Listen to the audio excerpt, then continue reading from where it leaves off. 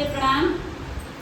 हम लोग एक छोटा सा नाच का गीत लेके आए हैं, आप लोग उसे सुनिएगा, लाइक सब्सक्राइब करिए, कमेंट में जरूर बताइएगा कैसे लगा। गाना है ये कौन सा गाना है? दिलवा ले गए राजा बोतल में पानी। बोतल में